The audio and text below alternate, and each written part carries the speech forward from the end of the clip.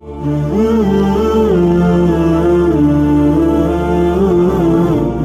اللہ الرحمن الرحیم۔ شروع اللہ کے نام سے جو بڑا مہربان نہایت رحم کرنے والا ہے۔ السلام علیکم ناظرین، welcome to my YouTube channel Hadiya voice کے ساتھ۔ پیارے دوستو، فرعون کی لاش پر ہر سال چوہے کیوں چھوڑے جاتے ہیں؟ کیا فرعون کے بال اور ناخن بڑھتے ہیں؟ فرعون کی لاش کب، کیسے اور کہاں سے ملی؟ فرعون کا پاسپورٹ کب اور کیوں بنایا گیا؟ کیا یہ صحیح ہے کہ فرعون کی لاش مصر کے ایک میوزیم میں رکھی ہوئی ہے؟ کیا وہ اب بھی لاش ہے یا ممی ہے؟ کیا اللہ رب العزت نے قرآن مجید میں ارشاد فرمایا کہ اس کی لاش قیامت تک رکھی جائے گی؟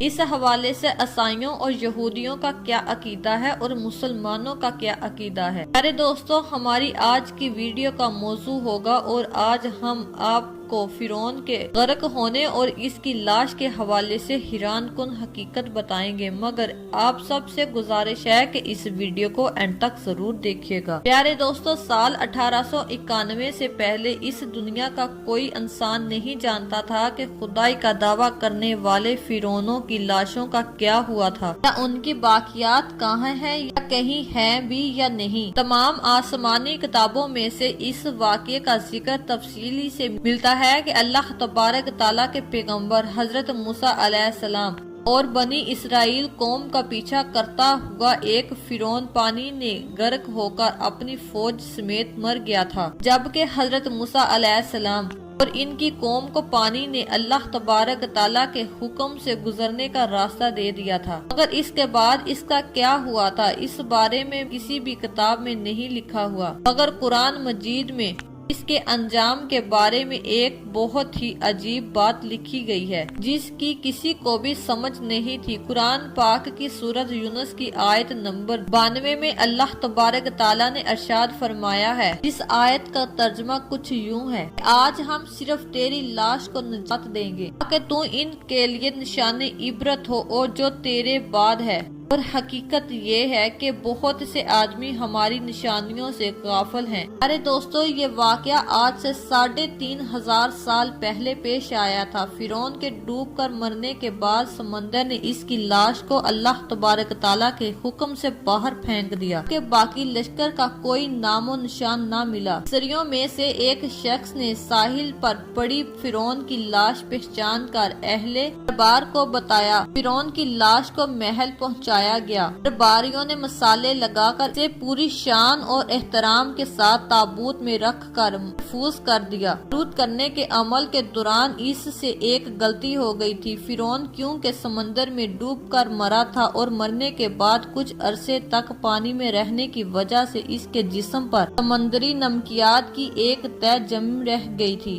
مصریوں نے اس کی لاش پر نمکیات کی وہ تہ اسی طرح رہنے دی اور اسے اسی طرح قنوط کر دیا۔ وقت گزرتا رہا، زمین و آسمان نے بہت سے انقلاب دیکھے جن کے گرد کے نیچے سب کچھ چھپ گیا، تاکہ فرعونوں کی حنوط شدہ لاشیں بھی زمین کی تہوں میں گم ہو گئی۔ ان کے نام صرف کتابوں، ان کی میراث اور لوگوں کے ذہنوں میں رہ گئے۔ اس واقعے کے تقریباً 2000 سال بعد اس دنیا میں اللہ تبارک تعالیٰ کے آخری نبی جناب حضرت محمد مصطفیٰ صلی اللہ علیہ وآلہ وسلم تشریف لائے۔ ان پر نازل ہونے والی آخری کتاب قرآن مجید میں فرعون کے قصے بڑی تفصیل کے ساتھ بیان کیے گئے تھے، اور اسی سلسلے میں اس فرعون کا جسم محفوظ کرنے کی برابر آیت بھی نازل ہوئی تھی، جس کی سچائی پر سب اہل ایمان کا پختہ یقین تو تھا، مگر وہ سمجھنے سے قاصر تھے کہ اس خدائی کا دعویٰ کرنے والے کی لاش کہاں محفوظ کی گئی اور کیسے اسے عبرت کا نشان بنایا جائے گا۔ پیارے دوستو، سال 1871 میں مصر کے ایک شہر الغونیہ تعلق رکھنے والے غریب اور معمولی چور محمد عبد الرسول کو فرعونوں کی حنوط شدہ لاشوں کی طرف جانے والے خفیہ راستے تک رسائی مل گئی۔ پیارے دوستو، احمد मोहम्मद अब्दुल रसूल रात चोरी करता था। एक दिन वो दरियाए नील के किनारे के करीब अबीसा के मकाम पर इसी सिलसिले में फिर रहा था जब इसे एक खुफिया रास्ते का पता चला। वहाँ वो नवादरात की चोरी के लिए जगह खोद रहा था कि इसी दौरान इसे कुछ लोगों ने पकड़ लिया और पुलिस के हवाले कर दिया, जो जिस जगह को खोद रहा था वहाँ से मिलने वाले रास्ते की जानब मुसलसल खुदाई की गई तो साल 1891 को दूसरी मम्मियों के साथ इसी गर्क होने वाले फिरौन की लाश भी मिल गई। उसके कफन पर सीने के मकाम पर इसका नाम लिखा हुआ था। इन मम्मियों को माहिरीन काहिरा ले गए। जब इन मम्मियों का तफसील से जायजा लिया गया तो फिरौन वाली मम्मी पर नमी नमकियात की ऐसे तस्दीक होगी कि ये वही फिरौन है जिसने अल्लाह तबारक तआला ने पानी में गर्क करके बदतरीन अंजाम से हमकिनार किया था। प्यारे दोस्तों, ये बहुत बड़ा वाकया था। इसकी तस्दीक के लिए दुनिया भर के माहिरीन आसार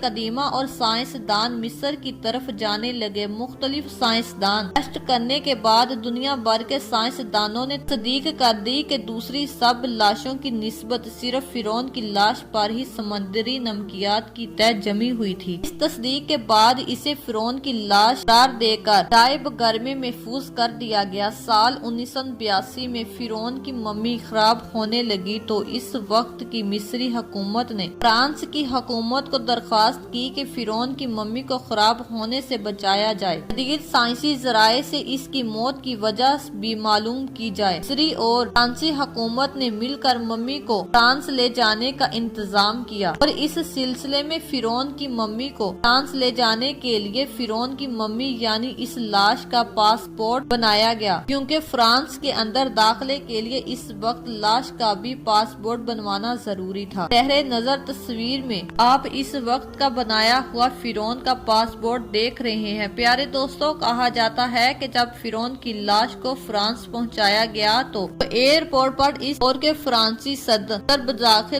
खुद हुकूमत इलाही के अदारों फौज के अफसरान के साथ इस्तकबाल के लिए मौजूद थे। फिरौन की लाश का इस्तकबाल किसी अजीम जिंदा बादशाह की तरह किया गया। फौजी तो ने सलामी दी। फिरौन की मम्मी को माहिर डॉक्टरों की टीम के हवाले किया गया। इस टीम की सरबराही डॉक्टर रस ने की। माइक्रोस्कोप टेस्टों के जरिए मम्मी के तमाम इजाज बारीकी जायजा लिया गया तो मालूम हुआ कि इसकी लाश और जिस्म में समंदरी ज़रात अभी तक मौजूद है और इसका गोश्त हर रोज ताज़ा होता है और बढ़ता है और मौत की वजह भी पानी में डूबने की वजह से हुई थी। एक बादशाह की मौत पानी में डूबने की वजह से हो, ये डॉक्टर पुरस के लिए हैरान कुन बात थी। इसने इस मम्मी के बारे में मजीद जानने की कोशिश की तो इसे मालूम हुआ कि इस बादशाह की मौत के हालात मुसलमानों के बनी इमाम अनबिया जनाब मोहम्मद मुस्तफा सल्लल्लाहु अलैहि वसल्लम पर उतरने वाली किताब कुरान मजीद तफसील से दर्ज है। इसे इल्म था कि जहाँ से ये लाश मिली है वो एक इस्लामी मुल्क है। जसूस के हाथ मजबूर होकर वो मिस्र पहुँचा। वो एक साइंसदान था। इसने इस मामले में मिस्र के एक साइंसदान से मुलाकात की। इस साइंसदान ने कुरान पाक खोलकर इसे सूरत यूनुस की आयत 90 तक 92 तर्जमा लफ्ज ब लफ्ज सुनाया। फिरौन का खुदाई का दावा, इसका पानी में डूबकर मरना और फिर पानी से निकलकर इसकी लाश का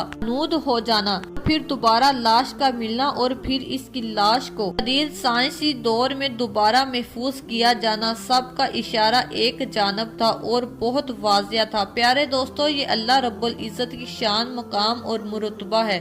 इसने फिरौन जिसने खुदाई का दावा किया था और इस अल्लाह तबारक ताला के मुकाबले में आया, इसकी लाश को क़यामत तक निशान इबरत बना दिया। फिरौन वो वाहिद शख्स है जिसकी लाश पर गोश्त तरो ताज़ा है। लगता है कि अभी किसी ने इसको सुलाया हो। इसके बाल और नाखून बढ़ते हैं, बल्कि इसकी लाश पर गोश्त बढ़ता है और बढ़ता ही रहता है। हर साल 15 मार्च को इसी म्यूजियम में चूहे रखे हुए हैं जो इसके ऊपर छोड़े जाते हैं और वो इसका बड़ा हुआ गोश्त खा जाते हैं और फिर इसकी कटिंग की जाती है और इसको दोबारा शीशे में रखा जाता है। अरे दोस्तों, फिरौन की लाश के बाल बिल्कुल सही, आंखें, हाथ ہر چیز بالکل صحیح سلامت، وہ لگتا نہیں کہ 3500 سال پرانی ممی ہے۔ ممی اور لاش میں فرق ہوتا ہے، ایسا لگتا ہے یہ نئی اور تازہ لاش ہے۔ حضرت موسیٰ علیہ السلام اور ہمارے آقا حضرت محمد مصطفیٰ صلی اللہ علیہ وآلہ وسلم کے درمیان 2000 سال کا فرق ہے۔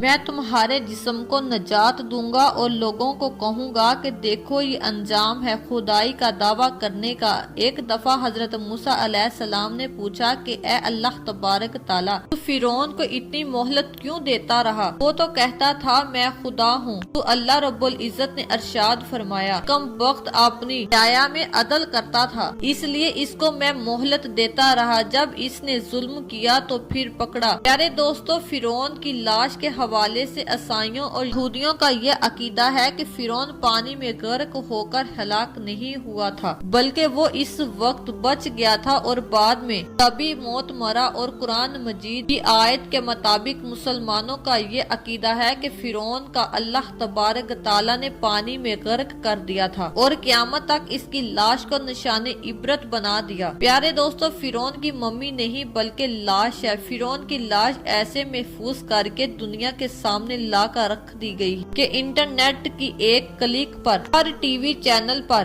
اور عجائب گھر میں اربوں انسانوں کی آنکھوں کے سامنے کی قابل ترس حالات میں موجود ہے۔ عبرت کے لیے، سوچنے کے لیے کہ عبادت کے لائق اور ہمیشہ رہنے والا وہی ہے جو سب کا خالق ہے۔ ڈاکٹر مورس نے آیت کا ترجمہ سنا تو اسی وقت پکار اٹھا، اللہ سچا ہے، قرآن سچا ہے اور اللہ کا نبی امام حضرت محمد مصطفیٰ صلی اللہ علیہ وآلہ وسلم سچا ہے۔ ڈاکٹر مورس اسی وقت کلمہ پڑھا اور مسلمان ہو گیا۔ امید ہے کہ آپ سب کو ہماری آج کی ویڈیو پسند آئی ہوگی۔ اگر آپ کو ہماری ویڈیو پسند آئی ہو تو ہماری ویڈیو کو لائک اور شیئر ضرور کیجیے گا۔ اس طرح کی ہماری ویڈیو دیکھنے کے لیے ہمارے چینل کو ضرور سبسکرائب کریں۔ شکریہ۔